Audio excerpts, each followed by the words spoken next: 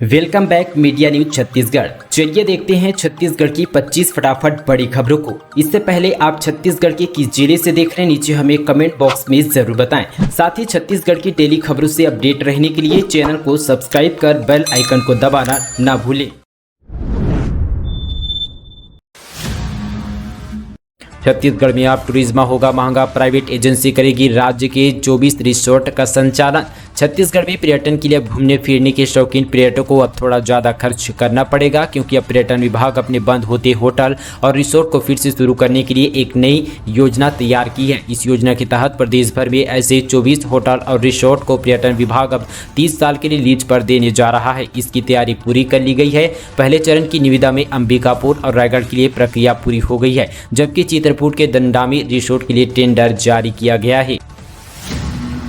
दो राज्यों का ज्वाइंट ऑपरेशन में नक्सली बंकर ध्वस्त, सुरक्षा बलों ने 50 आईडी बम किए बरामद। बलरामपुर जिले में छत्तीसगढ़ और झारखंड की सीमा पर नक्सली गतिविधि बढ़ती जा रही है, जिसे देखते हुए अब छत्तीसगढ़ और झारखंड के सुरक्षा बलों ने नक्सलियों के खिलाफ मोर्चा खोल दिया है। दोनों राज्यों के सुरक्षा बलों के संयुक्त ऑपरेशन में जवानों ने एक नक्सली बंकर ध्वस्त कर दिया है। 50 से अधिक आईडी बम बरामद किए गए हैं। नक्सलियों के ट्रेनिंग सेंटर बूढ़ा पहाड़ पर अब सुरक्षा बलों का कब्जा हो गया है। शराब स्टील कारोबारी के विभिन्न ठिकानों पर छापे, रायपुर व रायगढ़ समेत कई शहरों पर कार्रवाई। आयकर विभाग की एक बड़ी टीम बुधवार को अब से कुछ देर पहले छापेमारी शुरू की गई है। इसमें एक स्टील कारोबारी की फैक्ट्री और ऐश्वर्या किंगडम स्थित पर घर और एक बड़े शराब कारोबारी के ठिकाने शामिल है। शराब कारोबारी की यहां से 2 साल पहले भी कार्रवाई की जा चुकी है। शराब कारोबारी की यहां छापा पड़ने के कारण दिल्ली आबकारी नीति से जुड़ा बताया गया है। फिलहाल कार्रवाई अभी भी शुरू हुई है। आयकर सूत्रों ने बताया कि रायपुर कमिश्नरी के 50 से अधिक अफसरों की टीम यहां पर कल से अलर्ट पर थी। इनका आज सुबह यहां पर एक बार फिर से रवाना किया गया। दरअसल आपको बता दें कि बताया जा रहा है कि रायपुर के अलावा रायगढ़, बिलासपुर एवं भिलाई में छापेमारी की गई है। शराब व्यवसायी, स्टील कारोबारी का कंजक्शन वर्क से जुड़े 1 दर्जन से भी ज्यादा लोगों को यहां छापा मारा गया है। बताया जा रहा है कि शराब कारोबारी की अमोलक भाटिया से उर्ला के स्टील कारोबारी की फैक्ट्री के घर छापा मारा गया है। छापेमारी इस प्रक्रिया में 50 से ज्यादा आयकर अधिकारी शामिल है। रायपुर बना स्वाइन फ्लू का हॉट स्पॉट, पुलिस प्रशिक्षण अकादमी में 5 डीएसपी हो क्वारंटाइन। दरअसल छत्तीसगढ़ में फैल रहे स्वाइन फ्लू के केस अब यहां पर राज्य पुलिस प्रशिक्षण अकादमी तक पहुंच गए हैं। यहां कुल 5 डीएसपी यहां पर स्वाइन फ्लू होने की पुष्टि हो चुकी है, जिसके बाद उन्हें घर रवाना कर दिया गया है। वहीं रायपुर के सीएमएचओ के यहां पर बीते दिन जारी कई आंकड़ों के मुताबिक कुल 8 नए केस सामने आ चुके हैं, जिनमें से 5 मामले रायपुर के यहां पर पुलिस प्रशिक्षण अकादमी से सामने आए हैं। यह ट्रेनिंग ले रहे यहां पर 5 डीएसपी स्वाइन फ्लू की पुष्टि हुई। संक्रमण को देखते हुए फिलहाल क्लास को सस्पेंड कर दिया गया है। श्रीमद् भगवद गीता को राष्ट्रीय ग्रंथ घोषित कर सकती है सरकार, उठाया ये कदम। देश में राष्ट्रीय गान, राष्ट्रीय गीत, राष्ट्रीय झंडे की तरह जल्द ही राष्ट्रीय ग्रंथ भी होगा। भारत सरकार श्रीमद् भगवद गीता को राष्ट्रीय ग्रंथ घोषित कर सकती है। अमली जामा पहनाने के लिए सरकार बड़ी संजीदगी से विचार कर रही है। इसके लिए भारत सरकार अलग अलग मंत्रालय से राय ले रही है। गौरतलब सरकार के कयावत से महाराष्ट्र से बीजेपी के सांसद गोपाल शेट्टी के एक पत्र पर इस पर आधार पर चर्चा की जा रही है। नाबालिग लड़कियों से दुष्कर्म करने वाले आरोपियों को न्यायालय ने सुनाई 20 साल की सजा। पुलिस ने यूपी से किया था गिरफ्तार। दरअसल जांजगीर चांपा जिले के शक्ति विशेष न्यायालय ने नाबालिग लड़कियों से दुष्कर्म करने वाले 2 आरोपियों को 20-20 साल की सजा सुनाई है। मामला 25 नवंबर 2020 का है। विशेष न्यायालय के अभिषेक राकेश महंत ने बताया कि मालखारौंदा थाना क्षेत्र के 2 नाबालिग लड़कियों को मोहल्ला फुसलाकर यहां पर 2 युवक जितेंद्र भारती और साथी दीपक भारती भगा कर ले गए थे। साथ ही एफआईआर के बाद पुलिस ने जांच शुरू की तो साथ ही यहां पर युवक उत्तर प्रदेश के गोरखपुर के ईट भट्टे में लड़कियों के साथ होने की सूचना मिली, जिसके बाद दोनों आरोपियों को गिरफ्तार कर यहां पर छत्तीसगढ़ लाया गया। हालांकि इसे अब 20-20 साल की सजा सुना दी गई है। छत्तीसगढ़ में आईडी की रेट पर सीएम भूपेश बघेल बोले, मैं तो पहले ही कहा था छापे पड़ेंगे, अब ईडी वाले भी आएंगे। छत्तीसगढ़ में आईटी के छापे पर मुख्यमंत्री भूपेश बघेल ने कहा कि मैं पहले ही कहा था कि केंद्रीय जांच एजेंसियां कभी भी छत्तीसगढ़ पर रेड कर सकती है। अभी आईटी की टीम आई है, अब वहां पर पीछे पीछे ईडी भी आएगी। सीएम भूपेश बघेल 2 सितंबर को मीडिया से यह बात कही थी कि और यह सच भी साबित हो गई। दरअसल भूपेश बघेल ने कहा कि मेरे शुभचिंतकों ने मुझे सूचना दी थी कि यहाँ पर शीघ्र ही छत्तीसगढ़ में ईडी और आईटी के छापे पड़ने वाले हैं, क्योंकि हमने झारखंड के विधायकों को यहां ठहराया था। छत्तीसगढ़ में खुलेंगे 4 नए आवासीय विद्यालय। 9वीं से 12वीं तक के विद्यार्थियों को निःशुल्क कोचिंग। आदिवासी विकास विभाग प्रदेश में 4 नए आवासीय विद्यालय खोलने की जा रहा है।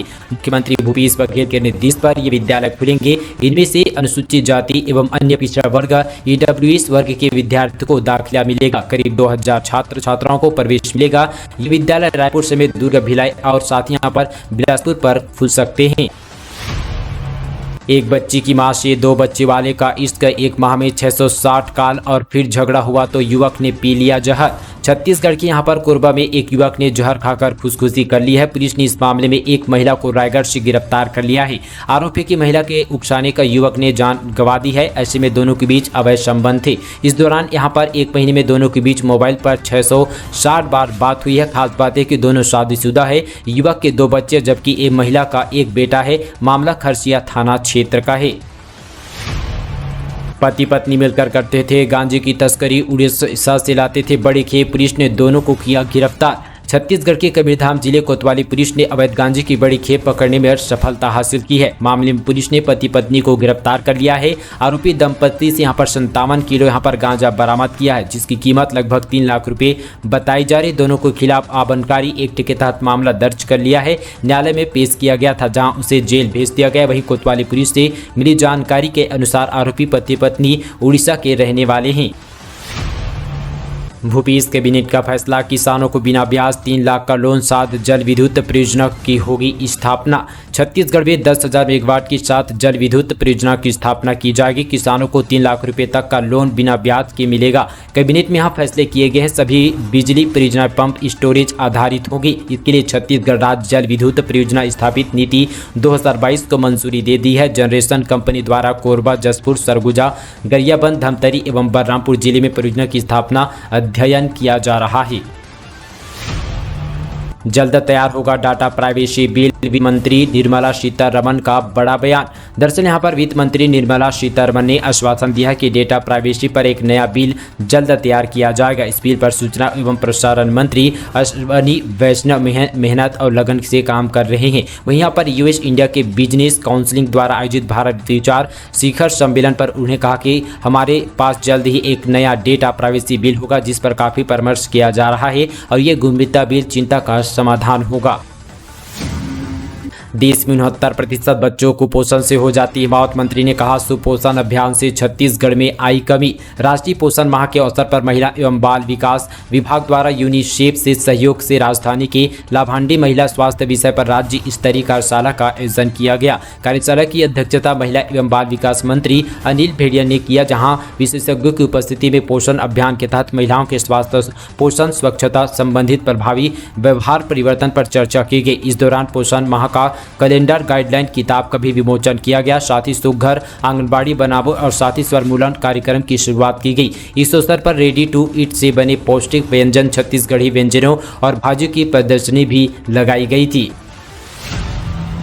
महिला नक्सली ने पुलिस के सामने किया सरेंडर। 1 लाख का था इनाम घोषित। नक्सली की खोखली विचारधारा, शोषण, अत्याचार व हिंसा से परेशान रावघाट एरिया कम्युनिटी में सक्रिय 1 लाख के इनामी महिला नक्सली ने संगठन का साथ छोड़कर पुलिस के सामने 12 बोर बंदूक के साथ आत्मसमर्पण कर लिया है। वहीं साथ ही आत्मसमर्पित नक्सली पिछले 3 साल से संगठन की अस्थायी सदस्य के रूप में कार्यरत कर रही थी।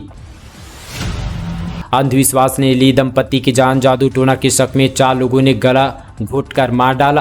दरअसल यहाँ पर छत्तीसगढ़ के बस्तर के ग्रामीण अंचलों में आज भी अंधविश्वास और साथ ही अशिक्षा लोगों की एक दूसरे की जान दुश्मन बनी हुई है। जादू टोना के शक में ग्रामीण एक दूसरे की हत्या कर रहे हैं। वहीं यहाँ पर दंतेवाड़ा जिले में भी साथ ही जादू टोना के शक में 4 लोगों ने मिलकर एक दंपति की हत्या कर दी। सभी 4 आरोपी देर रात दंपति के घर में घुसे और साथ ही पहले बुरी तरह से उनकी जमकर पिटाई गई, जिसके बाद गला घोटकर दोनों ने उनकी आत्महत्या कर ली। हालांकि इन सभी को गिरफ्तार लिया गया है।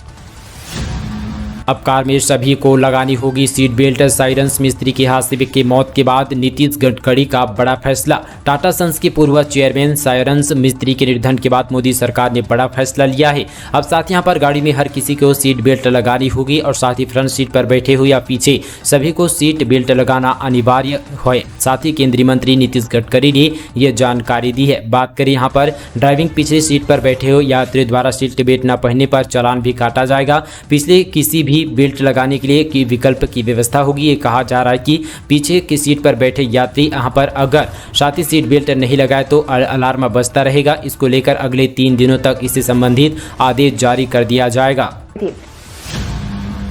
छात्रों की मांगी हुई पूरी कॉलेज में प्रवेश के लिए मिला एक और मौका, इतने दिन तक कर सकते हैं आवेदन। बेमेतरा जिले से आपको बड़ी खबर बता दें कि यहां पर महाविद्यालय में प्रवेश के लिए एक बार फिर से विद्यार्थियों को मौका मिल चुका है। कॉलेज में प्रवेश की तिथि 20 सितंबर 2022 तक के लिए बढ़ा दी गई है। बता दें कि ऑनलाइन आवेदन जमा मेरिट लिस्ट के आधार पर सूची जारी की है, जिसके आधार पर विद्यार्थियों का प्रवेश होगा। बेमेतरा यहाँ पर मुख्यालय स्थित पीजी महाविद्यालय के लिए, साथ ही यहाँ पर BA प्रथम वर्ष की सीटें की मांग पूरी हुई। देश को मिली नाक के जरिए दी जाने वाली पहली कोरोना रोधी वैक्सीन। दरअसल आपको बता दें कि कोरोना महामारी के खिलाफ लड़ाई में भारत का एक और हथियार मिल गया है। भारत बायोमेट्रिक चिंपांजी एडवेंचर से लेकर वेकेंडेज रिकॉग्निटिव वैकेंजी के जरिए दी जाने वाली पहली कोरोना रोधी वैक्सीन को केंद्रीय औषधि मानक नियंत्रण संगठन की अनुमति मिल गई है। आपातकालीन स्थितियों पर 18 वर्ष से अधिक उम्र के मरीजों को इसके लिए अनुमति दे दी गई है। छत्तीसगढ़ को न डर भागवत जैसे लोगों की जरूरत नहीं, अनीता भेड़िया ने कसा तंज, कहा जनता बहुत समझदार है, भूपेश सरकार को हटाना मुश्किल है। छत्तीसगढ़ के महिला एवं बाल विकास मंत्री अनिल भेड़िया ने बुधवार को बालोद के दौरे पर थी। उन्होंने कहा कि मीडिया कर्मियों से बात करते हुए RSS प्रमुख मोहन भागवत और बीजेपी के राष्ट्रीय अध्यक्ष JP नड्डा पर जमकर निशाना साधा। उन्होंने कहा कि प्रधानमंत्री जी सोचते हैं कि यहाँ पर कैसे छत्तीसगढ़ से कांग्रेस को हटाया जाए। उन्हें डर है कि यहाँ कांग्रेस के किले को तोड़ना मुश्किल है, इसलिए यहाँ आए दिन किसी न किसी केंद्रीय मंत्री का दौरा रहता है। रायपुर का धरना स्थल असुरक्षित, चाकूबाजी की घटना से प्रदर्शनकारियों में खौफ का माहौल।